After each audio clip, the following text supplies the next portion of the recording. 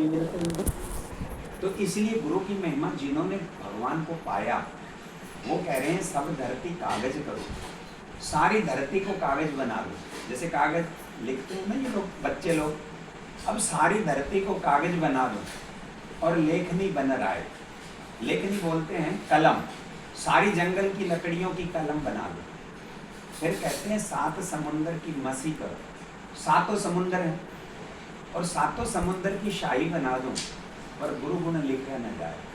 वो कह रहे हैं कि गुरु का गुण आप लिख नहीं सकते अगर 7 समुंदर की शाही बना कर, इतनी बड़ी गुरु की महिमा। अब देख लो, माता पिता ने आप सबको जन्म दिया, माता पहली गुरु, पिता दूसरे गुरु, तीसरे गुरु वो हैं जो भगवान से मिलाते हैं। ये 3 कर्ज हम सब के ऊपर हैं, पर जिन्होंने गुरु ही नहीं जीवन में अभी तक कोई मिला नहीं या बनाया नहीं या विचार ही नहीं किया, तो गुरु के बिना कैसे आप परमात्मा से पाएंगे, कैसे जन्म सफल होगा। ये हमारा बार बार जन्म मरण होता रहेगा, क्योंकि जन्म मरण बिना गुरु के आपका मोक्ष नहीं होगा। इसलिए कहा है कि गुरु बिन भावनिधि तरई न कोई, जो बिरंची शंकर सम हो। चाहे आप ब्रह्मा क्यों ना हो जाए, वो भी गुरु के बिना नहीं तर सकते। अब देख लो, राम, खुद भगवान राम ने वशिष्ठ को गुरु बनाया, कृष्ण भगवान ने संदीपनी को गुरु बनाया। अभी मीरा की बात कर रहे हैं, रैदास जी उनके गुरु हैं, और स्वामी विवेकानंद के रामकृष्ण परमहंस गुरु हैं, सहजो बाई के गुरु चरणदास हैं। तो इन्होंने गुरु को के द्वारा परमात्मा को पाया। तो हम बिना यानी कि गुरु कैसे परमात्मा को पाएंगे। हमारे जीवन में कोई भी कलेश जाने वाला नहीं। आप लोगों ने बहुत उन्नति करी, बढ़िया। पहले आप सबका अनुभव है कि पहले हमारे पास इतने अच्छे मकान नहीं होते थे, कच्चे मकान होते थे, पंखे नहीं हुआ करते, लोग मतलब इतनी सुविधाएं ना होने के बाद भी थोड़ा चैन में शांति में रहते। लेकिन अब इतनी आपके पास सुविधाएं हैं, सबके घरों में एसी हैं, कूलर हैं, गाड़ियां हैं, यानी भौतिक उन्नति तो बहुत करी, पर हमारे मन की शांति नहीं। अब शांति के लिए हमने किया क्या है। जैसे एक बार राबिया संत गली में, जैसे उनकी कुटिया में से बाहर लैंप जल रहा था गली में, जैसे लाइट आपकी सेक्रेट लाइट नहीं जल रही, तो ऐसे वो वहाँ पे ढूंढ रही थी गली में लाइट के नीचे। तो अब जैसे आए, माता जी क्या ढूंढ रहे हैं, बोले सुई ढूंढ रही है। अब वो भी मदद कराने लगे, बोले माता जी मैं भी ढूंढवा देता हूँ। फिर दूसरे आए, तीसरे आए, तो लोगों की भीड़ लगी, भाई माता, बूढ़ी माता की सब मदद करने लगे सुई ढूंढने में। अब ढूंढते ढूंढते सुई ना मिली, तो एक व्यक्ति आया बंसी जी जैसा, बोले माता जी ये इतने लोग सुई ढूंढने में लग रहे हैं, पर ये तो बताओ सुई खोई कहाँ है। तो माता जी बोली सुई तो अंदर खोई है, कुटिया। वो सब हंसे, बोले अच्छी पागल है माता, सुई खोई है अंदर और ढूंढ रही है बाहर। बोले बाहर क्यों ढूंढ रही है। बोले बेटा बाहर लाइट जल रही थी ना, तो इसीलिए बाहर ढूंढ रही थी। बोले माता जो चीज़ जहाँ खोई नहीं है वहाँ कैसे मिलेगी। अब फिर वो माता हंसी, वो लोगों को क्या समझाना चाहती थी। बोले तुम्हारी शांति कहाँ खोई है, भाई मेरी सुई अंदर खोई है, तुम्हें बाहर ढूंढ रही हूँ, तुम्हारी शांति कहाँ खोई है। बोले खोई तो अंदर है, ढूंढ कहाँ रहे हैं बाहर। अब चले जाओ मंदिर चले जाओ, तीर्थ यात्रा कर जाओ, खाटू श्याम चले जाओ, फलानी जगह चले जाओ। अब वहाँ जाके हमें शांति नहीं मिली। सारे तीर्थों में स्नान कर लेते हैं, सारे कर्म कांड कर लेते हैं, फिर भी शांति नहीं मिलती है। क्या कारण है।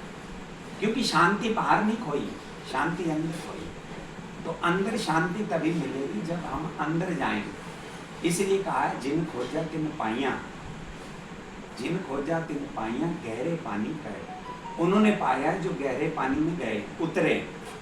और मैं डूबन डरी बावरी गई किनारे गए। अगर आप किनारे बैठ जाएंगे तो कैसे मिलेगा, तो अंदर जाना पड़ेगा। अब अंदर हमें जाना नहीं आता। हमने तो बाहर की यात्रा करी है ना जीवन में सारी उम्र, अब बाहर ही ढूंढता रहे। भगवान को भी बाहर ढूंढा है ना, शांति भी बाहर ढूंढी, सुख भी बाहर ढूंढा, सब कुछ बाहर ढूंढा, पर बाहर मिला नहीं। तो अब क्या करना है, अब अंदर की तरफ कैसे जाएंगे। बिना गुरु के बिना आप अंदर नहीं जा सकते। और आपके जीवन में क्या होगा, ये प्यास कैसे आएगी गुरु के बारे में। बोले कि जब परमात्मा कृपा करेंगे ना, आपके पुण्य उदय होंगे, परमात्मा कृपा करेंगे, तब जाके आपको यानी गुरु मिलेंगे, सत्संग मिलेगा। क्योंकि जिसके पाप ज़्यादा है उसको सत्संग नहीं मिलता। उस दिन भी बताया था कि तुलसी पूर्व पाप से हरि चर्चा न सुहाए, अर्जुन जोड़ी के बेग से भूख विदा हो जाए, है ना। तो जैसे बुखार तेज होता है तो भूख विदा हो जाती है, खाना अच्छा नहीं लगता, और पाप ज़्यादा हो तो हरि चर्चा सुहाती नहीं। तो आप उनका दोष थोड़ी ना, ये परमात्मा क्यों नहीं अच्छे लगते हैं, क्योंकि पाप ज़्यादा है। और जिसको परमात्मा की चर्चा अच्छी लगती है तो समझ लेना परमात्मा की ही कृपा हो गई। अब आपको इसे बाहर निकालना चाहते हैं, संसार के तेरे मेरे के चक्कर से परमात्मा छुड़ाना चाहते हैं कि अब कि इसका कल्याण जीव का करना है। अब जीव की खुराक तो है सत्संग और शरीर की खुराक है भोजन। हम सब क्या है कि भोजन तो तीनों टाइम दे रहे हैं पर जीव की खुराक नहीं दे रहे। क्या? सत्संग। जब तक जीव को सत्संग नहीं मिलेगा तो जीव तृप्त नहीं होगा, जीव शांत नहीं होगा। आप लाख उपाय कर लो, कितनी ही कोशिश करें, आपको शांति नहीं मिलेगी, आनंद नहीं मिलेगा। आप सबकी मूल मांगे। अच्छा, कोई मरना चाहता है? कोई भी नहीं मरना चाहता है, किसी को मरना पसंद भी नहीं है। एक बार, हाँ, जैसे एक बार कबीर साहब को एक व्यक्ति आया, कहने लगा कि प्रभु आप तो परमात्मा से मिले हुए हैं, तो आप तो सबको भगवान से मिला सकते हैं। बोला हाँ बिल्कुल मिला सकता हूँ, पर बोला एक काम करो, आप गांव में जाओ, सबसे लिखवा के लाओ नाम कौन कौन मिलना चाहता है। उसने पेन लिया, डायरी ली, अब पहले घर में गया, बोले जी आप कबीर साहब मिलवाना चाहते हैं, परमात्मा से मिलना है? बोले जी परमात्मा से तो नहीं मिलना, पर हमारे तो क्या है कि खाने की लाले पड़ रहे हैं, हमारे पास तो खाने की कोई व्यवस्था नहीं, हम तो बहुत गरीब हैं, हमें तो धन मिल जाए, हमें तो धन चाहिए, हमें परमात्मा का क्या करना। फिर दूसरे के पास गए, बोला आपको क्या चाहिए? बोला हमारी तो संतान नहीं है, कबीर साहब से कहो कि भगवान से संतान दिलवा दो। फिर तीसरे घर में गया, कोई बीमार था, कोई बूढ़ा था, किसी की नौकरी थी, कोई कुछ था। तो सारे गांव में घूमने के बाद में वो व्यक्ति कबीर साहब के पास जब लौट के आया, तब वो कहता है कि कितने लोगों को परमात्मा से मिलवाना है। वो डायरी में पढ़ी, बोले एक भी नहीं। क्यों? बोले सबको संसार चाहिए। क्या चाहिए? धन चाहिए, परिवार चाहिए, है ना, नौकरी चाहिए, किसी को नाम चाहिए। बोले परमात्मा तो किसको चाहिए नहीं। अब परमात्मा की हमें लगता है कि परमात्मा की जरूरत क्या है। अच्छा एक बात बताओ, आपको ये पता है कि हमें भोजन ना मिले तो हमारे प्राण नहीं जाएंगे, क्योंकि प्राणों का धर्म है भूख और प्यास। आपको प्यास लगी हो, है ना, और पानी ना दिया जाए, हम कहें जलेबी खा लो, बर्फी खा लो, ये मिठाई खा लो, आप कहोगे हटाओ मुझे प्यास लगी है, पानी चाहिए। और जब आपको भूख लगी हो ना, तब आप क्या कहोगे कि मुझे भोजन चाहिए, है ना। ये आपको पता है कि शरीर हमारा बिना प्यास भोजन के और पानी के नहीं रहेगा, पर आपको लगता है कि श्वास भी हमारी कीमती, भोजन हमारा पैसे से मिलता है, पानी भी कई जगह पैसे से आप लोग देते होंगे, है ना, जो सप्लाई वाले देते हैं। तो हमारी जो हवा मिल रही है, देखो आप पानी के बिना कुछ घंटे रह सकते हो, जो लोग व्रत करते हैं ना तो कुछ घंटे पानी के बिना रह जाते हैं, और भोजन के बिना व्रत रखते हैं 9-9 दिन का, भोजन भी नहीं करते रह जाते हैं। लेकिन हवा के बिना आप रह सकते हो, जो जितनी ज़्यादा कीमती है ना वो उतनी ज़्यादा बिल्कुल फ्री है। हवा के बिना आप एक सेकंड नहीं रह सकते हो, आपको हवा ना मिले तो आपका दम घुटने लगेगा। फिर हवा से भी कीमती परमात्मा है, पर परमात्मा के बिना आप श्वास नहीं ले सकते, क्योंकि परमात्मा ही श्वास को चला रहे हैं, पर वो नज़र नहीं आते हैं। वो नज़र कैसे आएंगे? वो स्वामी जी कह रहे हैं, फूटी आंख विवेक की, सूझे नहीं वो बिंद, और तुलसी या संसार को भयो मोतियो बिंद। बोले सारे संसार को मोतिया बिंद हो गया। जैसे मोतिया बिंद हो जाता है ना तो दिखता नहीं है। क्यों नहीं दिखता है? क्योंकि मोतिया बिंद हो गया। सारे संसार को मोतियाबिंद हो गया, इसलिए गोविंद तो सूझते नहीं है। विवेक की आंख फूट गई है, परमात्मा दिखते नहीं है और संसार दिख रहा है, तो इसलिए उनको परमात्मा की जरूरत नहीं लगती। पर जीवन में जब आपका बुढ़ापा, मौत आती है ना, तो ये सारी चीजें छूट जाती हैं, फिर याद आती है परमात्मा की। तो परमात्मा बचाओ बचाओ, फिर भी ये रहता है कि शरीर मेरा बचाओ। अब परमात्मा शरीर कहाँ से बचाएंगे, क्योंकि परमात्मा शरीर को नहीं बचा सकते, वो तो अब शरीर छूटना है। पर आपका अगला जन्म होना है, अगला जन्म होगा, पर आपको फिर भी गड़बड़ मिलेगी। कहाँ जन्म होगा, आपके कर्मों के हिसाब से होगा। तो इसलिए हमें परमात्मा की जो है ना, सबसे पहले तो प्यास लगे, तड़प हो आपके अंदर। जैसे मछली को बिना पानी के, आप देखो पानी में रहती है, जब पानी से बाहर निकालते हैं तो मछली को तब कीमत पता चलती है कि पानी की कीमत क्या है। हमारे भी परमात्मा से आप एक सेकंड भी अलग हो जाए, परमात्मा को तो आप भूल गए, लेकिन परमात्मा हम सबको नहीं भूला। क्यों?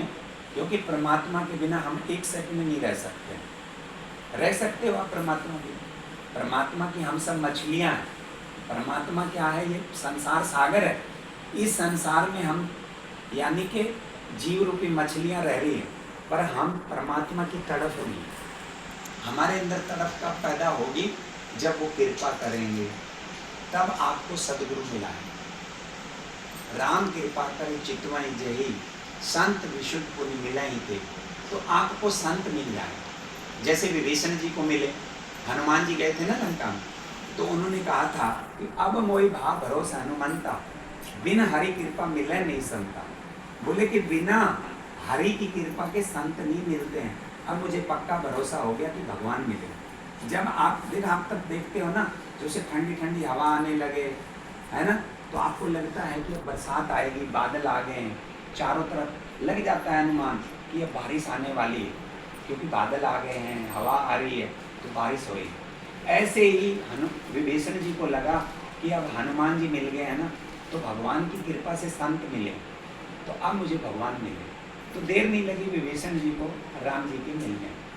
तो हमारे जीवन में भी, जैसे आपके जीवन में आज बंसी जी ने सत्संग का आयोजन किया, परमात्मा की चर्चा का, तो आपके ऊपर ये कृपा करेगी, क्योंकि परमात्मा की कृपा के बिना आप ये चर्चा सुन नहीं सकते हैं। क्यों? बोले कि राम की जो कृपा है ना, राम कथा जो सुनत अगाही, रस विशेष तिन जाना नहीं। अब आपको क्या है कि बिना उसकी कृपा के ये कथा अच्छी नहीं लगती है। क्यों? क्योंकि उसकी कृपा नहीं है। तो हमारे ऊपर कृपा हो जाए तो फिर हमारे जीवन में शुक्रिया अदा निकलता है, धन्यवाद निकलता है। जैसे गुरु अंगद है, उनके शिष्य रामदास जी, तो रामदास जी ने गुरु जी की सेवा 20 वर्ष तक की, 20 वर्ष सेवा की गुरु जी की। तो गुरु जी उनकी सेवा से प्रसन्न हो गए। तो गुरु जी कहने लगे कि बेटा रामदास, मैं आपकी सेवा से बहुत खुश हूँ, तो आप मांगो, आप जो भी मांगेंगे वो मैं आपको दूंगा। अब उन्होंने क्या किया, गुरु जी की मेरे को मांगना नहीं आता, मेरे को मांगना नहीं आता, मैं क्या मांगू? तब वो कहते हैं कि मैं घर से पूछ के आऊँगा, पत्नी से, माता जी से। अब वो घर गए तो अपनी माँ को कहने लगे कि माँ, गुरु जी ने मांगने के लिए कहा है, तो क्या मांगा जाए? तो माँ कहने लगी, बेटा अपने पास ज़मीन नहीं है, थोड़ा ज़मीन मांग लो गुरु जी से। अब उनकी समझ में नहीं आया। फिर वो पत्नी के पास गए, पत्नी को कहा कि गुरु जी मांगने के लिए कह रहे हैं, तो क्या मांगा जाए? बोले कि गुरु जी से कहो कि थोड़ा धन मिल जाए। वो भी समझ में नहीं आया। फिर वो कहती हैं, उनकी बेटी छोटी सी 5-7 साल की होगी, वो कहने लगी कि पिताजी मैं गुरु जी से मांगूंगी, मेरे को साथ ले चलो। अब वो समझ में आ गया। अब रामदास जी ने क्या किया, अपनी बेटी को साथ लेके गुरु जी के पास गए। अब गुरु जी ने कहा कि रामदास बेटा मांगो, मैं आपकी सेवा से 20 साल सेवा करी, बहुत प्रसन्न हूँ। तब वो कहने लगे कि गुरु जी मेरी जगह मेरी बेटी मांगे। तो गुरु जी ने कहा ठीक है। अब वो बेटी गई चरणों में, गुरु जी से कहने लगी हाथ जोड़ के कि गुरु जी अभी हमें ना दिन में एक बार भोजन मिलता है, हम इतने गरीब हैं कि हमारे पास दिन में एक बार भोजन मिलता है। अगर काश हमें 3 दिन भोजन ना मिले 3 दिन तक भोजन ना मिले तो हमारे दिल से शुक्रिया अदा निकले, धन्यवाद निकले, ये आशीर्वाद है। तब उस बच्ची को गुरुजी ने सीने से लगा लिया। बोले रामदास क्या बेटी को संस्कार दिए हैं, जिसकी कोई मांग नहीं है, घर में भोजन नहीं है, और वो कह रहे हैं कि शुक्रिया अदा निकले, धन्यवाद निकले, है ना। कि हमारी ये आशीर्वाद चाहिए। हम जब गुरु जी के पास जाते हैं तो क्या मांगते हैं? हम मांगते हैं संसार की चीजें, है ना, और जो हमारे से सब परमात्मा छीन लेते हैं। अब देख लो हमारे पास जो जो मिला है ना, ये सारा हमारे से छीन ले। एक कहानी और मुझे याद आ गई। एक कणाद ऋषि हुए, कणाद, कण बोलते हैं, जैसे अन्न का कण होता है ना, वो क्या करते थे, जैसे किसान खेत में फसल काट लेता है, अपनी फसल घर ले आता है, तो उसमें से कुछ कण बच जाते हैं खेत में, तो वो उन कणों को बीन कर उससे अपना भोजन का निर्वाह करते थे कणाद ऋषि। अब वो इनकी इतनी ईमानदारी और इतनी निष्ठा थी कि उनको जरा सा भी किसी से मांग के खाना अपने शरीर के लिए उनको ये रुचता नहीं था। लेकिन राजा को पता लगा कि मेरी नगरी में इतने बड़े ऋषि और उनके पास खेत में अन्न को बीन के लाते हैं और फिर भोजन करते हैं। तो राजा ने क्या किया, मंत्री को आदेश दिया कि जितनी भी जरूरत की चीजें हैं सारी की सारी भेंट करके आओ उस संत को। अब वो भेंट देने के लिए गए तो वो संत कहने लगे, कणाद ऋषि बोले कि भाई मेरे को किसी चीज की जरूरत नहीं है, मेरे पास सब कुछ है, आप जरूरतमंदों को बांट दो। अब उन्होंने क्या किया, दूसरी बार राजा ने भेजा, तीसरी बार भेजा, तीसरी बार भी मना कर दिया। तो फिर राजा स्वयं चल के आया, कहने लगा कि गुरुजी आप ये स्वीकार करें। तब वो कहते हैं कि मेरे पास ऐसी कोई आवश्यकता नहीं है जो मुझे जरूरत हो, मेरे पास सब कुछ है। तब वो बड़े हैरान हुए। तब कणाद ऋषि ने कीमती बात कही कि राजन आप ये देखो गरीब कौन है। बोले मुझको देखो और अपने को देखो, बाहर नहीं भीतर। आपके भीतर देखो, एक बाहर की संपदा होती है, जैसे आपके पास धन है, जमीन है, बहुत कुछ आपके पास है, धन दौलत, और एक अंदर। इन दोनों में बहुत बड़ा अंतर है। बाहर की संपदा आज नहीं तो कल छिन जाएगी, आज है कल को नहीं रहेगी, पर अंदर की जो संपदा है, अंदर का जो धन है, वो कोई छीन नहीं सकता। मीरा बाई क्या कहती है, खर्च न फूटे चोर न ले, दिन दिन बढ़ते सवायो जी, मैंने राम रतन धन पायो जी। मीरा कहती है इसको चोर नहीं लेते, ये वाला धन जो है ना परमात्मा का धन, राम रतन धन। अभी हमारे पास पैसों वाला नोट वाला धन, वो कह रही है मेरे पास राम रतन धन है, राम का धन है, ये खर्च नहीं होता, चोर लेते नहीं है, बल्कि दिन दिन बढ़ता जाता है, ये घटता नहीं है। हमारा ये धन हमारा खर्च करने से घटता है, वो वाला धन बढ़ता है। तो वो वाले धन के लिए बोले कि ये भीतरी संपदा जिसके पास है, बाहर आपके पास कुछ भी ना हो तो आप सबसे बड़े धनी हैं। तो फिर आपके इतना भर जाओगे परमात्मा से, आपका शुक्रिया अदा निकलेगा, धन्यवाद निकलेगा, फिर आपको कोई शिकायत नहीं रहेगी। तो हमारे जीवन में जो शिकायतें हैं ना, वो इसीलिए है क्योंकि हम संसार में क्या चाह रहे हैं, एक दूसरे से चाह रहे हैं, हमारे स्वार्थ के नाते रिश्ते हैं, हम एक दूसरे से निस्वार्थ का प्रेम नहीं करते हैं, है ना। हम चाहते हैं कि अपेक्षा रखते हैं, हम किसी को राम राम भी करते हैं तो हम ये सोचते हैं कि बदले में हमें कोई राम राम करे, है ना, क्योंकि हम लोग भी हैं। अब लोग हमें दिन दिन जो है ना गर्त में लेके जा रहा है। जैसे एक बार राजा पुरोहित की सभा में एक प्रश्न उठा, राजा ने कहा कि सबसे बड़ा पाप कौन सा है जिस पाप में व्यक्ति गिरता है और गिरता ही चला जाता है, ऐसा कौन सा पाप है। अब सारे के सारे सभा में लोग चुप हो गए। अब किसी के पास उत्तर नहीं था। बेटी आप पानी का ना थोड़ा बीच में ना ये थोड़ा सा ठहर जाओ, ज़्यादा देर की चर्चा नहीं है। क्योंकि पानी में फिर सब लोग जो है ना एक दूसरे को देखने लगते हैं, डिस्टर्ब हो जाते हैं। तो राजा की जो सभा थी उसमें कोई उत्तर नहीं दे पाया। फिर राजा ने कहा कि इस प्रश्न का उत्तर जो उसका राजपुरोहित था, पंडित था, बोले ये उत्तर देगा। अब वो भी चुप हो गया, उसके पास भी उत्तर नहीं। भी ऐसा लोग, ऐसा पाप कौन सा है जिसमें आदमी गिरता है, गिरता ही चला जाता है। तो राजा ने कहा कि 3 दिन में उत्तर देना है, अगर आपने उत्तर नहीं दिया तो आपको नगरी से निकाल दिया जाएगा और जितना हमने धन दिया वो सारा छीन लिया जाएगा। बोले ठीक है। अब वो राजपुरोहित सोचते सोचते सोचते उत्तर नहीं मिला। अब राजा ने सारा धन ले लिया और नगरी से निकाल दिया। अब वो जंगल की तरफ चल पड़ा। अब जंगल में जा रहा था, बड़ी चिंता में, बड़ा दुखी, बड़ा परेशान। अब उधर से गडरिया भेड़ चरा रहा है। अब गडरिया ने देखा कि राजपुरोहित लग रहा है, किसी राजा का पंडित लग रहा है, और ये इतना दुखी है, इतना परेशान है, क्या बात है? बोले क्या बात है पंडित जी, आप लगता है राजपुरोहित है, आप इतने दुखी क्यों हैं, परेशान क्यों हैं? तो वो कहते हैं, अब सोचने लगे इस गडरिये से क्या मुँह लगना, क्योंकि अपने आप को राजपुरोहित, पंडित, विद्वान समझता है। बोले कि क्या करना है गडरिया? बोला कि मैं भी एक सत्संगी हूँ, आप मुझे बताओ, हो सकता है मैं आपकी समस्या दूर कर दूँ। तो वो कहने लगा कि मेरी समस्या ये है कि ऐसा कौन सा पाप है जिसमें आदमी गिरता है और गिरता ही चला जाता है। तो उसने कहा यार छोड़ना, तो क्या करना है इसका? बोले कि राजा भोज आपको भोज देता है, मेरे पास एक ऐसी चीज़ है, आप कितनी भोग प्राप्त कर लो। बोले क्या है तेरे पास? बोले कि मेरे पास पारस मणि, जो लोहे को लगाते ही सोना हो जाती है। तो बोले फिर लाओ ये मेरे को दे दो। बोले ऐसे थोड़ी दे दो। बोले इसके बदले में आपको मुझे गुरु बनाना पड़ेगा, तब दूंगा, नहीं ऐसे ना दूंगा। तो बोले ठीक है, आप मेरे गुरु बन जाओ।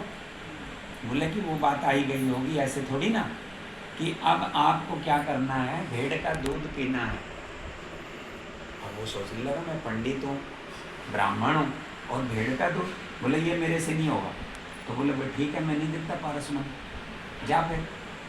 अब सोचने लगा, विचार करने लगा, कहने लगा चल ठीक है, मैं भेड़ का दूध पी लूँगा, तब तो देगा पारस मणि। बोले नहीं, अब तो ये बात आई गई होगी। बोला अब भेड़ का जूठा दूध, भेड़ का दूध इंसान की खोपड़ी पड़ी थी, बोले इसमें दूध निकालूंगा, कुत्ते को चटाऊंगा, कुत्ते का जूठा फिर पीना पड़ेगा, क्या प्यार हो? बोले ये बड़ा मुश्किल काम है, कुत्ते का जूठा, है ना, और पहले भेड़ का, फिर इंसान की खोपड़ी में, फिर कुत्ते का जूठा। बोले बड़ा मुश्किल है। बोले मैं नहीं पीना। तो बोले फिर मैं पारस मणि नहीं देता।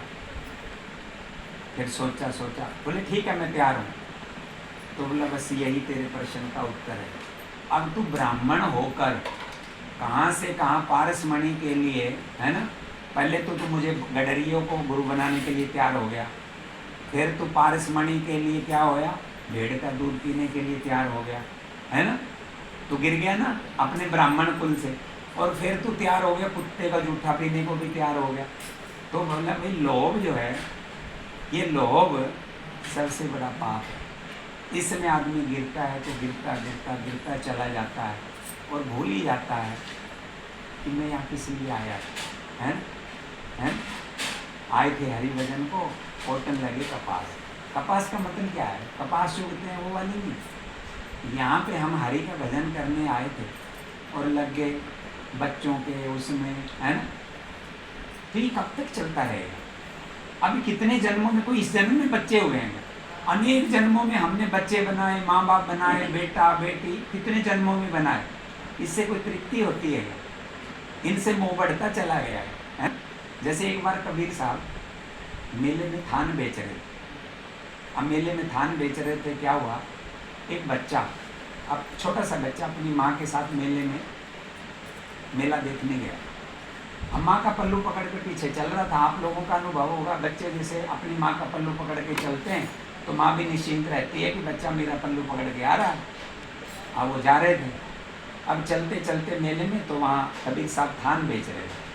तो इतने में क्या हुआ, बिल्ली का बच्चा छोटा सा प्यारा दिखाई दे गया। उस बच्चे ने माँ का पल्लू दिया छोड़ और वो बच्चे से खेलने लगा। अब बच्चे से खेलने लगा तो कबीर साहब की नज़र पड़ेगी। बोले थोड़ी देर में अब गड़बड़ होने वाली है। अब वो बिल्ली के बच्चे ने क्या किया, छलांग मार के भाग गया और बच्चे की चीख निकली माँ के लिए। किसके लिए? माँ के लिए। तो कबीर साहब दौड़ के आए, बोले बेटा आ, तेरी माँ के पास मैं पहुँचाता हूँ, मुझे पता है तेरी माँ कहाँ है। ऐसे ही महापुरुष कहते हैं आप संसार में जो खेल रहे हो ना, ये मैं मेरे के चक्कर में, तो जिस दिन आपकी चीख परमात्मा के लिए निकलेगी तब आपके संत आएंगे, कहेंगे आ बेटा अब आपको परमात्मा से मिलवाते हैं। आपने जब संसार से देख लोगे, संत महापुरुष कहते हैं कि जब तक आपको चोट ना लगे, लात ना लगे ना, तब तक आप परमात्मा की तरफ नहीं चलते। आपके जीवन में दुख ना घेरे जब तक आपको क्या है, परमात्मा की तरफ चलोगे नहीं। आपके जीवन में दुख आता है ना, तब आपको परमात्मा याद आते हैं।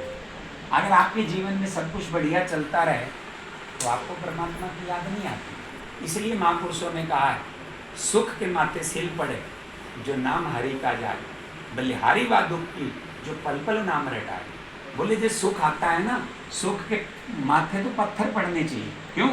बोले हम हरि को भूल जाते हैं, पर बलिहारी व दुख की कम से कम दुख में भगवान की याद तो आती है। उस दिन महाराज जी ने प्रश्न किया था कि दुख के बारे में, कुंती ने दुख मांगा था। क्यों मांगा था? बोले कि भगवान की याद बनी रहती है दुख में। इसीलिए कहा है कि दुख में सुमरिन सब करे, सुख में करे ना कोई। और सुख में सुमरिन करे तो दुख काहे को है ना। और 4 वेद 6 शास्त्र में बात मिली है दोए, क्या? सुख देने सुख होए, दुख देने दुख होए। तो आप अगर किसी को सुख दोगे तो सुख मिलेगा, दुख दोगे तो दुख मिलेगा, क्योंकि 4 वेद और 6 शास्त्र में 2 ही बात। आपने जो बोया है आज फसल वही हम काट रहे हैं, हम अपने कर्मों की। क्योंकि पुण्य के रूप में सुख, आप पुण्य करोगे तो सुख मिलेगा, पाप करोगे तो दुख मिलेगा। तो आज हम हमारे जीवन में सुख दुख हम दोनों भोग रहे हैं। भोगते समय हम रोते हैं। क्यों रोते हैं? क्योंकि हमें अज्ञान के कारण हमें पता ही नहीं है कि ये दुख आया है तो हमारा कर्म है, सुख आया तो हमारा कर्म है। हमें लगता है कि पत्नी ठीक नहीं मिली है, पत्नी हमें दुख दे, हमें लगता है पति दुख दे रहा है, पियक्कड़ मिल गया। नहीं, आपके जो कर्म है ना, ये प्रकट हो गए पति के रूप में, पत्नी के रूप में, बेटा के रूप में, बेटी के रूप में। ये सब हमारे कर्म है। हमें कर्म, हमारे घर में क्या है, ये सब क्या है, ये हमारे कर्म इकट्ठे हो गए और ये हमें भोगने पड़ रहे हैं। पर भोगते समय हम परेशान होते हैं, दुखी होते हैं। इसलिए महापुरुष कहते हैं, पौ न काऊ सुख दुख करदाता, निज कृत कर्म भोग सब भराता। अपने कर्मों का ही जीव भोग रहा है, कोई किसी को सुख दुख नहीं देता है ना। अब हमें लगता है कि कोई किसी को आप दुखी कर सकते हैं। उस दिन बताया था कि आप बेटी को सुखी करना चाहते हैं, पर आप सुखी नहीं कर सकते क्योंकि उसके कर्म है। अब पति उसको मिल गया पियक्कड़ या मतलब दुखी करने वाला, आप क्या करोगे? माँ बाप क्या करेंगे, है ना। अब बेटे के जीवन में संकट आ गया, पत्नी ठीक नहीं मिली, अब आपने तो ब्याह किया, इतना बड़ा वो किया। एक बार क्या हुआ, आप लोग बता देना, नींद आ रही है तो छुट्टी कर देना। हाँ हाँ, कोई बात नहीं, क्योंकि हम रोज रोज तो आएंगे नहीं, तो इसीलिए आज आध घंटा पौना घंटा जो भी है आप सुन लो, क्योंकि ये बंसी जी दोबारा अवसर देखो, अब पिताजी की कृपा से ऐसा अवसर मिला है, तो हम सब भाग्यशाली हैं, इकट्ठे हुए हैं, तो हमारे पुण्य जागृत हो गए हैं, है ना। तो एक बार क्या था, एक फौजी फौज में नौकरी करता था, उसकी कोई विवाह नहीं हुआ था, कोई संतान नहीं, अकेला था। उसके पास धन इकट्ठा काफ़ी हो गया था, क्योंकि सारी वहाँ तो खाना पीना मिलता फौज में, है ना, और खर्चा कुछ होता नहीं, तो फौजी के सारा पैसा कोई परिवार में था नहीं, तो सारा वो जमा होता रहता था। अब जो माल सप्लाई करता था ना, जो सेठ, अब सेठ की तो फौजी की दोनों की दोस्ती हो। अब खाने पीने का राशन सप्लाई करने वाले सेठ ने कहा कि फौजी साहब, अब तेरा ध्यान पड़ा ये बढ़ना तो है नहीं, और मेरे को दे दे, मैं व्यापार में लगा देता हूँ और तेरा धन बढ़ जाएगा, और आपको मुनाफे से मैं दे दूंगा, जितना भी प्रॉफिट आएगा बांट के दे दूंगा। तो फौजी बोला ठीक है। अब फौजी ने 15-20 लाख उस समय वो सारा धन उसको दे दिया। अब दे दिया तो क्या हुआ, इधर से बॉर्डर पे युद्ध छिड़ गया, उस समय घोड़े पे लड़ाई लड़ने के लिए फौजी गया, और वो क्या हुआ कि घोड़ी जो है जबरदस्ती दुश्मनों के पाले में फौजी लेके चली गई। अब काफी कोशिश करी उसने पर रुक नहीं पाई, पर दुश्मनों ने उसको मार दिया और उस फौजी की मौत हो गई। अब सेठ जी को जैसे ही पता लगा कि मेरा दोस्त जो वो फौजी था वो तो मारा गया, अब सेठ जी को बड़ी खुशी हुई। अब क्यों खुशी हुई सेठ जी को? क्योंकि अब धन देना नहीं पड़ेगा, क्योंकि पीछे कोई है नहीं, और सारा धन 15-20 लाख रुपए का वो सारा मेरे पास हो जाएगा। और सेठ जी बहुत खुश हुए, बोले ये झंझट टली, अच्छा हुआ। अब क्या हुआ, सेठ जी ने कारोबार में बढ़ता गया धन, क्योंकि सारा फौजी का भी आ गया, उसका भी आ गया, बहुत बड़े सेठ हो गए। अब संयोग से उसकी संतान हुई, सेठ का विवाह हुआ, तो विवाह के बाद एक बेटा हुआ। अब बेटे का उसने विवाह किया, विवाह करने के बाद में फिर जो है बेटा बीमार रहने लगा। अब बीमार हुआ तो सेठ जी ने खूब इलाज किया, डॉक्टरों के पास, वैद्यों के पास, दिन रात मेहनत करके सारा धन उस बेटे ने खर्चवा दिया, पर बेटा ठीक नहीं हुआ। डॉक्टरों ने जवाब दे दिया। अब वो सेठ जी बेटे को लेके आ रहे हैं, रोते हुए आ रहे हैं, और उधर से क्या हुआ, किसी ने कहा कि क्या हुआ, क्यों रो रहे हो? बोले डॉक्टरों ने जवाब दे दिया, अकेला बेटा था, अभी अभी शादी हुई थी, और भाई मेरा तो अब सब कुछ लुट गया, बर्बाद हो गया। बोले कोई बात नहीं, अपने गांव में एक वैद्य हैं, बोले कि वो जो है पुड़िया 2 आने की देंगे और मिनट में ठीक हो जाएगा। ये कौन सी बात? सेठ दौड़ता हुआ गया वैद्य जी के पास और 2 आने की पुड़िया ले आया, बोले खिलाओ। अब जैसे उसने खिलाई, अब वो मौत हो गई उसकी, लड़का तुरंत मर गया। अब मर गया तो भाई रोने लगे, सारे गांव के रोने लगे, रिश्तेदार सब बंधु आ गए। अब जवान लड़का था, अभी अभी शादी हुई और बेटा मर गया, पूरे गांव में शोक छा गया। अब सब रो रहे थे, तो एक महात्मा जी आए। अब महात्मा जी निकल रहे थे, तो महात्मा जी ने देखा कि सारे गाँव वाले रो रहे हैं, सब लोग दुखी हैं। पूछा क्या बात होगी? बोले ऐसे ऐसे इकलौता बेटा था और वो मारा गया, और सेठ जी बहुत दुखी। अब संत भी चले गए। अब संत गए तो कहने लगे सेठ जी क्या बात है, क्यों रो रहे हो? बोले जी ऐसे ऐसे बेटा इकलौता था, मारा गया। तब सेठ कहने लगा, सॉरी संत कहने लगे कि सेठ जी उस दिन तो आप बहुत खुश हुए थे। बोले किस दिन? जब बेटा घोड़ी पे बारात लेके जा रहा था, उस दिन तो नाच रहे थे। तो सेठ कहने लगा जी बेटे की बारात लेके जाते हैं तो सभी बाप नाचते हैं, तो मैं भी खुश हो गया, नाच गया, तो इसमें कौन सी बात है? तो बोले फिर उस दिन तो आप बहुत खुश हुए थे, जिस दिन आपका यानी बहू आई थी घर में, उस दिन भी बहुत खुश हुए थे। बोला हाँ जी उस दिन भी खुश हुआ था। तो बोले कि फिर इतनी खुशी मनाई आपने, तो जिस दिन वो फौजी मारा गया था उस दिन भी बहुत खुश हुए थे ना? बोले सारा धन मुझे मिल गया, वो मारा गया, अब हटी, यो भी कांटा हटा। बोला हाँ खुश तो हुआ था। तो बोले फिर जरा सी बात के लिए क्यों रोते हो, जब इतनी बार खुश हो रही है तो जरा सी। बोले महाराज जी ये जरा सी बात है, मेरा बेटा मर गया। वो कहने लगा ये बेटा नहीं है, ये वही फौजी है जिसका तूने धन सारा लिया था, अब ये बेटा बनकर आया और सारा धन जितना था इसने ले लिया, और अब इसका 2 आने की पुड़िया बची थी और जो कफन का बचा है वो हिसाब तेरा पूरा करके और ये जा रहा है, ये फौजी है। तो इसलिए महापुरुष कहते हैं पूर्ण काउ सुख दुख कर दाता, निज कृत कर्म भोग सब भ्राता। बोले हम अपने कर्मों का ही लेन देन चुकता कर रहे हैं, पर लगता है मेरा बेटा मेरा बेटा मेरा, ये मेरे के चक्कर में तो हमें दुख हो रहा है। अब बताओ किसी और का मर जाए तो हमें दुख होता है, और मेरे का कितना दुख होता है। जैसे एक बार क्या हुआ, एक स्टेशन पे ट्रेन खड़ी, तो एक यात्री आया बड़ा सारा बक्सा लेके, वो ट्रेन में चढ़ा। अब ट्रेन में चढ़ा तो एक यात्री जहाँ उसकी सीट थी, सीट के पास अपना बक्सा रख के कहने लगा भाई थोड़ा ध्यान रखिए मैं अभी आ रहा हूँ। बोले ठीक है। अब जैसे आप बैठे हो ट्रेन में और कोई कह दे कि मेरा सामान देखियो मैं आ रहा हूँ, पानी लेने गया या कुछ भी, अब वो व्यक्ति गया लौट के आया ही ना, और ट्रेन चल पड़ी। अब चल पड़ी तो 1 स्टेशन 2 स्टेशन 3 स्टेशन, अब उस व्यक्ति को उतरना था। अब उसने सोचा जिसका बक्सा है वो तो आया ही नहीं। अब उसने क्या किया, सोचा कि मैं ही उतार लेता हूँ ये बक्सा, देखा तो काफ़ी भारा है। बोले ये तो कोई अच्छा माल डाल रखा है इसमें, कोई बढ़िया, तो ठीक है मैं ही ले चलता हूँ। अब उसने सिर पे रखा और बाहर गया, तो स्टेशन से बाहर लगेज वालों ने पकड़ लिया, चेकिंग होती है। तो बोले ये किसका है? सिर पे रखा हुआ था। बोले जी मेरा है। कहा किसका है? मेरा। तो बोले भाई दिखा इसमें क्या है? बोले जी चाबी नहीं है इसमें। तो बोले ताला तोड़ो।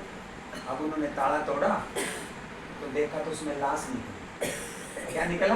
लाश। उसने एक बार मेरा कहा। बोले ये किसका है? बोला मेरा। अब वो लाख कहे कि मेरा नहीं है, 302 का मुकदमा हो गया, अब उसको जेल जाना ही पड़ेगा, क्योंकि उसने कहा मेरा है। उसने लाश को, वही ही गुनाहगार है, वही दोषी है। अब वो संत कहते हैं कि हमने मेरा मेरा कितना कहा है आज तक, हमें 84 लाख जेल भोगनी पड़ेगी, 84 लाख योनियों में जाना पड़ेगा, हमारा तब भी पैंडा नहीं छूटेगा। अनंत जन्मों के बाद, अनंत जन्मों के बाद भगवान क्या करते हैं? काबा ही की करी नरो करुणा नर दे ही पाई। भगवान ने आपको भगवान ने आपको करुणा करके ये आपको मनुष्य शरीर दिया है। ये हम सब चोला जो रखा है ना, ये बड़ा कीमती है, पर हम इसकी कदर नहीं है। क्यों कदर नहीं है? मैं आपको एक कहानी बताता हूँ। कहानी इसलिए सुना रहा हूँ कि आपकी समझ में आ जाए। अगर मैं ऊंचा ज्ञान करूँगा ना भी आत्मा का, ब्रह्म का, तो वो आपके समझ में नहीं आएगा।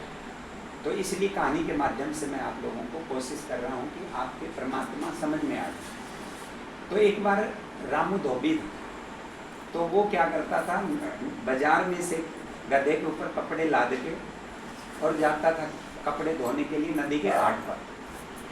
तो रोज जाता था। एक दिन क्या हुआ, उसको चमकीला पत्थर मिल गया नदी के घाट पर। तो उसने क्या किया, सोचा बड़ा सुंदर चमकीला पत्थर है, उस पत्थर को क्या किया, गधे के गले में बांधा। बोले कम से कम गधे के गले में चमकता तो रहेगा। उस पत्थर को बांध के जब वो कपड़े धो के वापस उस बाजार में निकला, तो रास्ते में बाजार में से जोरी की मार्केट, जोरी किसको बोलते हैं? जो हीरे का व्यापारी होता, तो उसकी बाजार था उसका। अब जैसे उसमें एक जगता जोहरी, रामू को जानते थे, डेली जाता था वो गधा लेके कपड़े धोने। तो उसने कहा भाई रामू रुकियो। अब जगता दौड़ के आया, कहने लगा भाई ये पत्थर जो गधे के गले में है, ये पत्थर बेचेगा क्या? एकदम रामू सोचने लगा ये पत्थर भी बिकता है क्या? बोले हाँ दे देंगे। बोले कितने? बोले 1 रुपये दूंगा। जगता जोहरी कहने लगा, बोले 1 रुपये दूंगा। रामू सनकी था, बोले ना भाई मैं तो 2 रुपये लूँगा। बोले लेना है तो 2 में ले ले, नहीं तो मैं नहीं लूँगा। अब वो उसने क्या किया, वो चल पड़ा, आगे गया तो भगता जोहरी की दुकान। जगता ने नहीं लिया 1 रुपये में, आगे भगता जोहरी। अब भगता जोहरी ने क्या किया, उसने देख लिया, दौड़ के आया, रामू ये ले 2 रुपये, उसकी हथेली पे रखे 2 रुपये। बोले ला ये पत्थर मुझे दे दो। अब उसने पत्थर दे दिया, उतारा गधे के गले में से उसको दे दिया। अब इतने में जगता दौड़ के आया जिसको 1 रुपये दे रहा था। बोले अरे रामू पागल, ये 1 लाख का हीरा है, तूने 2 रुपये में दे दिया।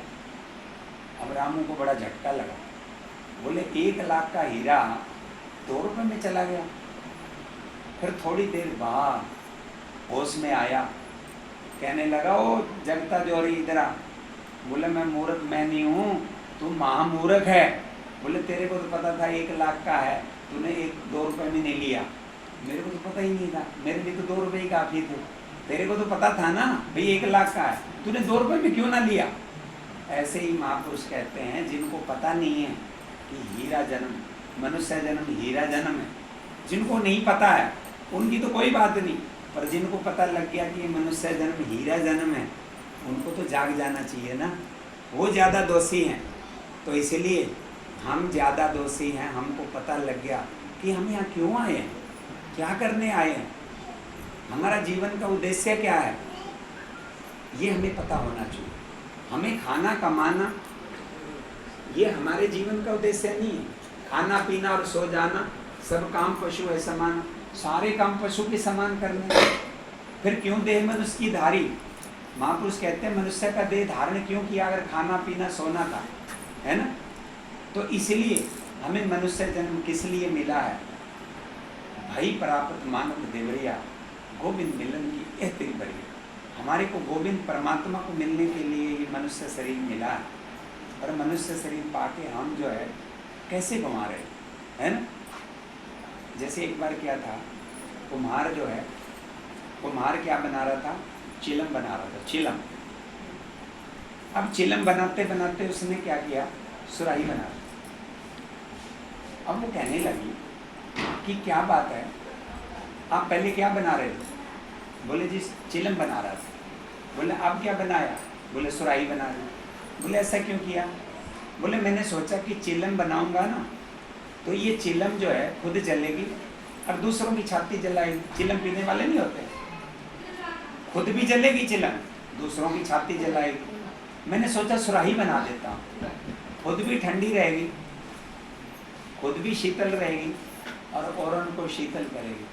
तो वो कहने लगी, मिट्टी कहने लगी, तेरे तो विचार बदले, मेरी तकदीर बदल गई। बोले तेरे तो पहले विचार बदले, तू चिलम बना रहा था, तूने सुराही बना दी, है ना। तेरे तो विचार बदले, मेरी तकदीर बदल गई। तो हमारी भी तकदीर बदल गई है। हाँ सुराही वही तो है, सुराही घड़े को तो बोलते हैं, सुराही के अलग घड़ा के, वो पानी तो भरा जाता है, उसमें पानी भरा जाता है तो पानी ठंडा रहता है, पानी उसमें ठंडा रहता है, औरों को भी ठंडा करता है ना। चिलम में पानी थोड़ी भरा जाएगा, चिलम में तो नहीं भरा जाएगा। हाँ, तो इसलिए हम भी अपने विचारों को बदलना है। हमने विचार क्या करना है, परमात्मा का विचार करना है, जिसके लिए गोस्वामी जी कह रहे हैं, नाम लेत भव सिंधु सुखाई, कारण विचार सुजन मन मार। अगर आप विचार करेंगे ना तो आपका जन्म रूपी सागर सूख जाएगा, जन्म रूपी सागर। पर वो आपको विचार करोगे कब? जब आपको सदगुरु दलाल मिले। जब तक जीवन में सदगुरु संत नहीं मिलते। अब देखो शबरी के बारे में जीवन आपको पता है, शबरी कैसे बनी, हम सब शबरी शबरी करते हैं। शबरी जब 16 साल की थी, उसके पिताजी, उसकी शादी की तैयारियां हो रही थी, उसके पिताजी 40 बकरी ले आए खरीद कर। तो उसने पूछा कि पिताजी ये 40 बकरियां क्यों ले आए? बोले ये तेरी बारात के लिए जो बाराती आएंगे ना, उनकी काट के इनके भोजन परोसा जाएगा। अब ये बात जब शबरी ने सुनी तो शबरी को लगा कि मेरे विवाह में 40 जीवों की हत्या, इतना बड़ा घोर पाप। अब शबरी को नींद नहीं आई, उसकी बेचैनी हो गई। उसने क्या किया, निर्णय ले लिया कि आज मैं घर ही छोड़ दूंगी, ना ब्याह होगा ना बकरी, मेरे कारण जीवों की हत्या होगी। तो वो रात को ही निकल पड़ी। अब रात को ये नहीं सोचा कहाँ जाऊंगी, जंगल में, तेरा कौन है क्या है। देखो आज त्रेता युग में शबरी राम के टाइम में हुई, आज हम सब शबरी के भजन गाते हैं, है ना, राम से जो प्रेम था वो सब गाते हैं। पर शबरी का जीवन देखो, शबरी का मतलब था सबर। उसने कितना सबर किया। तो जब शबरी निकल के गई, किसी ने उनको, ऋषि मुनियों ने अपनी कुटिया में जगह नहीं दी। तब मतंग ऋषि उसके गुरुजी थे, उसने अपने आश्रम में सेवा उसको दी, उसको अपनी सेवा रखी। तो वो सेवा करती, लकड़ियाँ काट के लाती, पानी भर के लाती, झाड़ू लगाती, गुरुजी के आश्रम में सेवा करती रही। तो एक दिन क्या हुआ, गुरुजी ने बुलाया कि बेटा इधर आ, कि अब हमारा जाने का समय आ गया, गुरुजी का शरीर छोड़ने का समय हो गया। तो जैसे सुना तो वो रोने लगी, शबरी रोने लगी। जब छोटी गई, गुरुजी बुजुर्ग थे, जब रोने लगी तो वो कहने लगे गुरुजी कि बेटा रोते नहीं, शरीर के लिए रोते नहीं है, शरीर तो सबका मरना है, छूटना है, क्यों रो रही है? तब वो शबरी कहती है गुरुजी मैं शरीर के लिए नहीं रो रही। तो बोले क्यों रो रहे हो? बोले मैं इसलिए रो रही हूँ कि आपके शरीर के रहते मुझे भगवान नहीं मिले, अभी नहीं मिले। मान लिया जैसे आपको भगवान नहीं मिले तो आप गर्व से कहेंगे हमें तो भगवान मिले नहीं, है ना, और जिनको मिल गए तो वो गर्व से कहेंगे कि हमें भगवान मिल गए। तो शबरी को लगा कि मुझे तो भगवान मिले नहीं है, आपके रहते, गुरुजी के रहते भगवान नहीं मिले, तो आप नहीं रहेंगे तब मेरा क्या होगा? गुरुजी से ये प्रश्न किया। तब गुरुजी अंतर्यामी थे, मतंग ऋषि। तो गुरुजी ने कहा बेटा तुम 3 काम करना। क्या करना, एक तो राम राम जपना, दूसरा स्वागत की तैयारी रखना, तीसरा उनकी इंतजार करना, प्रतीक्षा करना। तब वो कहने लगी, गुरुजी की 3 बातें तो उसने पकड़ ली, पर कहने लगी कि गुरुजी वो शबरी आपने भगवान कब आएंगे? तब गुरुजी ने कहा कि अभी राम का जन्म ही नहीं हुआ। तब वो चक्कर में पड़ गई राम जी का। बोले अभी राजा दशरथ जी का माता कौशल्या से विवाह होगा, फिर दूसरा कि कई से विवाह करेंगे, संतान नहीं होगी, फिर तीसरा सुमित्रा से विवाह करेंगे, 3 रानियां होंगी और संतान नहीं होगी, फिर बुढ़ापे में जाके चौथेपन में तब राम का जन्म होगा। और राम का जन्म होने के बाद फिर वो गुरुकुल में जाएंगे, गुरुकुल के बाद में फिर वो जनकपुरी जाएंगे, धनुष तोड़ेंगे, फिर उनका विवाह होगा। विवाह होने के बाद फिर 14 वर्ष का वनवास होगा, और 14 वर्ष के वनवास में आखिरी वर्ष तब आपके पास आएंगे। शबरी माता कहने लगी कि गुरुदेव इतना लंबा इंतजार, इतना लंबा इंतजार। तब गुरुजी ने कहा कि बेटा वो तीनों लोगों के मालिक है, वो किसी समय के नहीं बंधे हुए, वो मर्यादा पुरुषोत्तम है, वो कभी भी आ सकते हैं, वो कभी भी आ सकते हैं, इसी समय आ सकते हैं। तुम तो 3 काम करो ना, राम राम जपो, इंतजार करो, स्वागत की तैयारी करो। तो रोज वो बेर तोड़ लाती थी, फूल भी छाती थी और राम राम जपती थी। तो ये 3 काम करे तो भगवान राम आ गए। भगवान राम जब शबरी की कुटिया में आए तो शबरी जो है शुद्ध भूल गई तन की। भगवान को इतना रोज सोचती थी मैं ये यहाँ बिठाऊंगी, ये आसन दूंगी, ये करूंगी, वो सब कुछ भूल गई। लेकिन भगवान इतने प्रेम में उसके देख के, जो बेर आपको पता है कि जो बेर खाए उनके प्रेम में नहीं देखा जाता, जाति पाति कुछ नहीं देखा जाता। तो भाव में भगवान ने प्रेम में बेर खाए, बहुत मीठे लगे।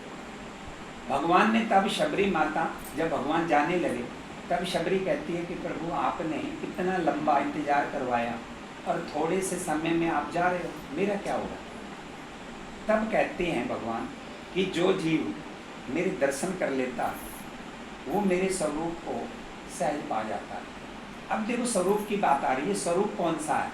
अब एक तो भगवान का दर्शन है और एक भगवान का स्वरूप है, 2 बातें हैं।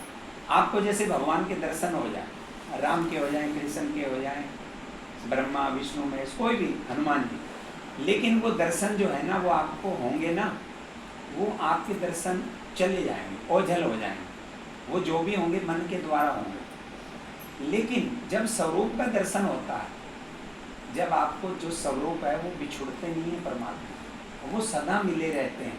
तो भगवान ने कहा कि मैं अब ऐसा स्वरूप दे रहा हूँ जो भगवान आपसे कभी अलग नहीं होंगे। आप जब चाहो हर समय 1 सेकंड, जैसे मीराबाई कहती है, औरों के पिया परदेश बसते हैं, लिख लिख भेजे पाती। पाती बोलते हैं चिट्ठी को, बोले औरों के पिया परदेश बसते हैं, चिट्ठी लिख लिख भेजते हैं, और मेरे पिया हियाँ बसते हैं, निस दिन आती जाती। बोले मैं तो रोज आती जाती हूँ। बोले मेरे पिया यहीं बसते हैं। पिया का मतलब क्या है? परमात्मा। मेरा परमात्मा यहीं बसता है। कहाँ पे? बोले मेरे अंदर। कहाँ है? घट घट तेरा साइया सुनी से जना कोई, बलिहारी बा घट की जा घट प्रगट हो। बलिहारी उस घड़े के अंदर जहाँ परमात्मा प्रगट हो जाए। हमारे सबके अंदर परमात्मा है पर सोया हुआ है। जैसे दूध के अंदर उसने बताया था ना, भाई दूध के अंदर घी तो है, कभी खराब नहीं होता, पर वो सोया हुआ है दूध के अंदर। पर आप दूध के अंदर घी को तो निकालोगे, प्रकट करोगे, तभी तो, नहीं तो दूध तो एक दिन में खराब हो जाएगा ना। पर घी कभी खराब नहीं होता। तो उस घी को पहले क्या करना है, आपको दही बनानी है, फिर मक्खन निकालना है, फिर आग के ऊपर उसको घी निकालना है। तो आप जब घी निकालेंगे तो घी कभी खराब नहीं होगा। तो ऐसे ही हम सब घट के अंदर परमात्मा विराजमान है, पर वो प्रगट कैसे होगा? वो प्रगट कब करोगे? हरि व्यापक सर्वत्र समाना, प्रेम से प्रगट हो ही मिला। वो प्रेम से प्रगट होगा। अब प्रेम कहाँ से आएगा? बिन सत्संग हरि कथा ते बिन मोह न भाग, मोह गए बिना राम पद होई न दृढ़ अनुराग। अनुराग बोलते हैं प्रेम को, प्रेम आएगा सत्संग से। तो सत्संग से आपको क्या होगा, विवेक होगा, मोह जाएगा, विवेक से मोह जाएगा, मोह से फिर आपको प्रेम होगा, और प्रेम से आपको परमात्मा मिलेगा। साच कहो सुन लो सभी, जिन प्रेम किया तिन ही प्रभु पाए। उन्होंने पाया है जिन्होंने प्रेम किया। तो अब हमारे मन में प्रेम नहीं, क्यों? अब हम अपने मन को देख सकते हैं, प्रेम कहाँ रहता है? जहाँ पे राग द्वेष नहीं रहते। अब हमें अपनों के प्रति तो मोह है, और जो अपने नहीं है उनके प्रति हमारा द्वेष है। अब राग द्वेष जब तक हमारे मन में रहेगा तब तक प्रेम नहीं हो सकता। प्रेम प्रकट करने के लिए आपको सत्संग रूपी साबुन रोज लगाना पड़ेगा। जैसे आपका कपड़ा मैला हो जाए तो आप क्या करते हो, उसको रगड़ते हो, फिर थापी से भी पीटते हो ताकि मैल छूट जाए। साबुन भी लगेगा, वो भी होगा, आप सारे काम करोगे ताकि मैल छूट जाए। तो यहाँ भी आपको सत्संग रूपी साबुन इतना रगड़ना पड़ेगा, जन्मों जन्मों की मैल है वो तो कपड़े की है ना।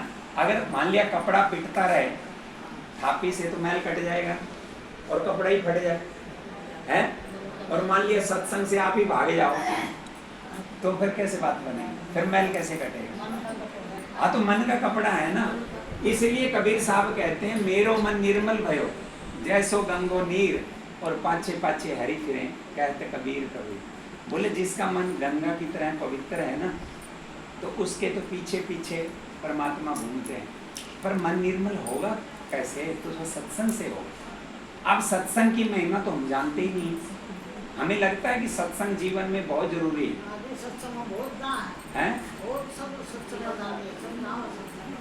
सत्संग देखो सही सही अगर सत्संग मिलता है ना तो जीवन बदलता है, अगर सही सत्संग ना मिले तो जीवन बदलता नहीं है। मतलब ये बात बिल्कुल परफेक्ट है, क्योंकि आपके जीवन में जैसे एक बार किसी से पूछा व्यक्ति से, सत्संगी से, कि बोला आपने क्या पाया सत्संग में? तो वो कहता है कि मैंने क्या पाया ये तो मुझे नहीं पता, मैंने अपना काम खोया, मैंने अपना क्रोध खोया, मैंने अपना लोभ खोया, मैंने अपना मोह खोया, मैंने अपनी ईर्ष्या खोई, मैंने पाया क्या है मुझे पता नहीं। जब आपके जीवन में काम क्रोध लोभ अहंकार ये ना रहे तो आप समझ लेना कि आपके अंदर सत्संग उतर गया। जब आपके जीवन में दुख कम ना हो, चिंता कम ना हो, क्रोध कम ना हो, लोभ कम ना हो, तो इसका मतलब सत्संग आया नहीं है। सत्संग का मतलब यही पहचान है ना। ये देवीय गुण आते हैं सत्संग से। आपके अंदर दया भाव आने लगा, आपके अंदर प्रेम आने लगा, आप सबसे प्रेम करने लगे, आपके अंदर कोई कपट नहीं है, आपने कपट छोड़ दिया, आपने चीज़ों के प्रति आपको लगाव नहीं है। नहीं तो हमें जड़ चीज़ों के प्रति इतना मोह हो जाता है ना। अब मोह इतना हो जाता है कि हम उसको छोड़ने को तैयार ही नहीं होते। हमें संसार यानी परमात्मा छुड़ा दे तो छुड़ा दे, पर हम छोड़ने को तैयार नहीं होते। क्यों नहीं हो सकते? क्योंकि हमें चीज़ों का महत्व ज़्यादा लगता है। हमें लगता है ये बहुत कीमती चीज़ है हमारे लिए, है ना। जैसे एक बार राजा ने भक्ति करी तो भगवान उससे प्रसन्न हुए। अब भगवान प्रकट हुए तो भगवान ने कहा कि राजन मैं आपकी भक्ति से बहुत खुश हूँ, आप जो है मेरे से वरदान मांगे, कुछ भी मांग ले। तो राजा कहने लगा कि प्रभु आपकी कृपा है, मैं तो धन धान्य सब कुछ संपन्न है, पर आप एक कृपा करो, मेरी प्रजा को आप दर्शन दे दो, मेरी प्रजा को सबको दर्शन दे दो, आपके दर्शन हो जाएंगे तो मैं धन्य हो जाऊँ। तो भगवान कहने लगे राजन आप और कुछ मांग लो, ये रहने दो। बोले नहीं, राजा ने जिद करी, बोले मुझे प्रजा को दर्शन दे दो। अब क्या हुआ, अब राजा ने जाके घोषणा करवा दी। भगवान ने कहा कल पहाड़ी की उस पे ले आना, वहाँ पे मैं दे दूँगा दर्शन, पहाड़ी के पास ले आना। नगरी से बाहर पहाड़ी थी। अब राजा ने घोषणा करवा दी। राजा ने कहा कि सब प्रजावासियों को चलना है, भगवान के दर्शन हों। अब सब प्रजावासी चल पड़े बड़े खुशी से कि भगवान के दर्शन करने। अब भगवान ने योग माया क्या करे, अब रास्ते में क्या किया, चांदी के सिक्के डाल दिए। अब चांदी के सिक्के डाले तो जो लोग चांदी के प्रति देख के मोहित हो गए, अब चांदी के सिक्के बटोरने लगे। अब राजा ने कहा कि परमात्मा के दर्शन करने के लिए जा रहे हैं, कहाँ चक्कर में पड़ रहे हैं, छोड़ो इनको, बाद में देख लेना। तो वो कहने लगे नहीं भाई, भगवान को तो बाद में दर्शन कर लेंगे। बोला हमें तो यही चाहिए थे, चांदी के सिक्के। वो नहीं माने, अब चांदी के सिक्के लिए वापस आ गए। कुछ लोग चांदी में नहीं अटके, कईयों का मतलब इनमें आसक्ति नहीं होती। कुछ लोग आगे बढ़े, आधे नगरी के लोग, तो आगे फिर सोने के सिक्के बिखेर दिए। अब जिनका सोने के प्रति मोह था, भाई सोना महंगा हो रहा है, 1 लाख, तो अब सोने में जो है वो सोना उठाने लगे। तब राजा ने कहा कि भाई आप क्या कर रहे हो, भगवान के दर्शन करने जा रहे हैं। बोले हमें नहीं करना, हमें तो यही चाहिए। अब नहीं मान, कोई बात नहीं। फिर आगे गए, राजा और रानी 2 ही बच गए। अब आगे गए तो हीरे डाल दिए, सुंदर सुंदर हीरे डाल दिए भगवान। अब रानी ने देखा कि सुंदर सुंदर हीरे पड़े, साड़ी का पल्लू बिछाया और समेटने लगे। अब राजा कहने लगा कि भगवान ये क्या कर रहे हो, अपने भंडार तो भरे पड़े हैं हीरे के, आप हीरे में क्यों चक्कर में पड़ रहे हो, भगवान के दर्शन करते हैं, चलो ना। तब रानी कहती है कि मुझे दर्शन नहीं करने, मैंने तो ये हीरे मुझे अच्छे लग रहे हैं, बड़े प्यारे लग रहे हैं, अपने भंडार में ऐसे नहीं है हीरे। अब लालच आ गया। तो अब राजा अकेला पहुंचा, सारे मतलब रानी लास्ट में थी, रानी भी हीरे में अटक गई। तो जब क्या हुआ, वहाँ पे पहुँचे तो राजा अकेला। अब भगवान ने कहा कि राजन आपकी प्रजा कहाँ है, दर्शन के लिए कह रहे थे। अब राजा ने सिर नीचे कर लिया, बोले मैंने तो पहले ही कहा था कि आप कुछ और मांग लो, ये मत मांगो। तो क्या सच में हम देखें भगवान हमें चाहिए क्या, भगवान की किसको जरूरत है। भगवान कह रहे हैं कि मेरा अनन्य भगत कौन है, जो केवल जो मुझे चाहता है, वो मुझे प्यारा लगता है। अब जैसे पुत्र तो बहुत हैं आपके, 4 पुत्र हैं मान लिया, अब आपको प्यारा तो वही लगेगा जो आपके आज्ञाकारी होगा। अब जो आपकी आज्ञा ही ना माने, ये तो पुत्र तो वो भी रहेंगे। अब भगवान के बाकी हम भी पुत्र हैं, पर हम कैसे हैं, नालायक हैं। असली पुत्र कौन है, जो भक्ति करता है, जो भगवान की भक्ति करता है, भगवान से प्रेम करता है। इसलिए महापुरुषों ने कहा है, भक्ति स्वतंत्र सकल गुण खानी, बिन सत्संग न पावहीं प्राणी। आप बिना सत्संग के भक्ति नहीं पा सकते। और भक्ति कहाँ से आएगी, सत्संग से आएगी। कामी करो दिल लालची, इनसे न भक्ति होए, भक्ति करे कोई सुरमा जात वर्ण कुल हो। कोई बिरला ही भक्ति करता है, न तो कामी से होती है, न क्रोधी से, न लालची।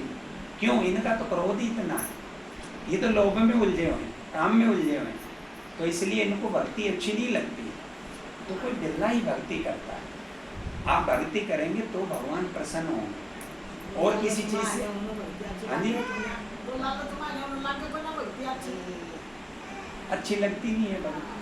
तो भक्ति आपको अच्छी लग रही है, भक्ति ये नहीं है कि पूजा पाठ करनी है, भक्ति ये है भगवान से प्रेम करना, और प्रेम आपको मिलेगा सत्संग से। अब सत्संग हम मान लिया भक्ति तो चाहते हैं, पर सत्संग करना नहीं चाहते, है ना। तो इसलिए सत्संग आपको जहाँ मिले वहाँ से हमें लेना चाहिए, सत्संग को नहीं छोड़ना चाहिए। कहीं आप सोचो कि हम सत्संग को तो हमें चाहिए नहीं, जैसे आप दुख से बचना चाहते हैं, है ना, भाई हमारे जीवन में दुख ना हो, तो उसके लिए आपको पुण्य करने पड़ेंगे। अब हम पुण्यों से सुख मिलता है। अब पुण्य हम कितने करते हैं, कभी नहीं करते। उस दिन बताया था कि बिल्ली को फेंक के आना तो आसान था, किसी के घर पे जो बिल्ली मरी उसको तो फेंक के आसान था, पर ऊंट को फेंकना बड़ा मुश्किल है। ऊंट कौन है, ऊंट है ये पाप। आप पाप को जो फेंकना बड़ा मुश्किल है, यानी पुण्यों का अभिमान इतना आ जाता है। हम तीर्थ करते हैं, हम दान करते हैं, हम भंडारा करते हैं, तो इस कारण हमें और ज़्यादा अभिमान हो जाता है। तो भगवान को ये अच्छा नहीं लगता अभिमान। भगवान को कौन अच्छा लगता है, निर्मल मन जन सो मोहि पावा, मोहि कपट चल छिद्र न रहा। भगवान कह रहे हैं कि मुझे निर्मल मन वाला, जिसका पवित्र मन है ना, वो मुझे अच्छा लगता है। जैसे हनुमान जी जब संजीवनी बूटी लेने गए थे, तो तब भगवान से कहा था, राम से, कि प्रभु आपने संजीवनी बूटी लेने नहीं भेजा, आपने मुझे क्या किया। बस ये माता जी, ये कहानी, माता जी ये कहानी सुना के बंद कर रहे हैं, ठीक है, अब कोई बात नहीं, आप सब लोग उग गए हैं, कोई बात नहीं, अब कर देते हैं।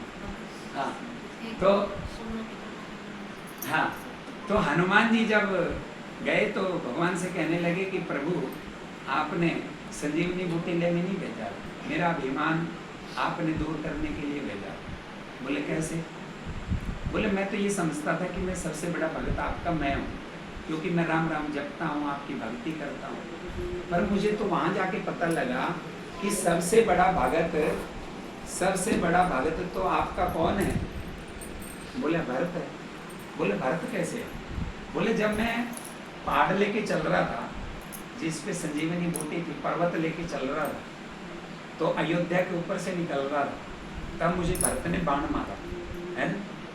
तो मैं जब गिरा तो बेहोश हो गया। तो अब भरत जी ने मुझे गोद में ले लिया। अब भरत जी ने देखा कि ये तो राम जी का भगत है, तो तब उन्होंने कहा कि अगर मैं मन वचन से भगवान से अगर मैं प्रेम करता हूँ और भगवान मुझसे प्रेम करते हैं, बातें आप लोग बातें कर रहे हैं, 2 मिनट शांत रहिएगा प्लीज। ये कोई बात नहीं,